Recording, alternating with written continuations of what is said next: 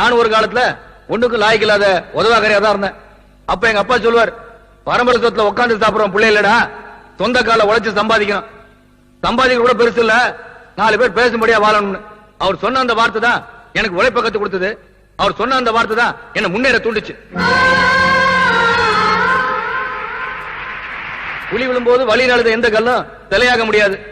ஏறு விழும்போது கஷ்டம் நினைக்கிற எந்த நிலமும். நான் ஒரு காலத்துல ஒண்ணுக்கும் லாய்க்கு இல்லாத உதவாக்கரையா தான் இருந்தேன். அப்ப எங்க அப்பா சொல்லுவார், பரம்பரை சொத்துல உட்காந்து சாப்பிடுறோம் பிள்ளை இல்லடா, சொந்த கால உழைச்சு சம்பாதிக்கணும். சம்பாதிக்க கூட பெருசு இல்ல, 4 பேர் பேசும்படியா வாழணும்னு. அவர் சொன்ன அந்த வார்த்தை தான் எனக்கு உழைப்ப கத்து கொடுத்தது. அவர் சொன்ன அந்த வார்த்தை தான் என்ன முன்னேற தூண்டுச்சு. புலி விழும்போது வழி அழுத எந்த கல்லும் தலையாக முடியாது. ஏறு விழும்போது கஷ்டம் நினைக்கிற எந்த நிலமும். நான் ஒரு காலத்துல ஒண்ணுக்கும் லாய்க்கு இல்லாத உதவாக்கரையா தான் இருந்தேன். அப்ப எங்க அப்பா சொல்லுவார், பரம்பரை சொத்துல உட்காந்து சாப்பிடுறோம் பிள்ளை இல்லடா, சொந்த கால உழைச்சு சம்பாதிக்கணும். சம்பாதிக்க கூட பெருசு இல்ல, 4 பேர் பேசும்படியா வாழணும்னு. அவர் சொன்ன அந்த வார்த்தை தான்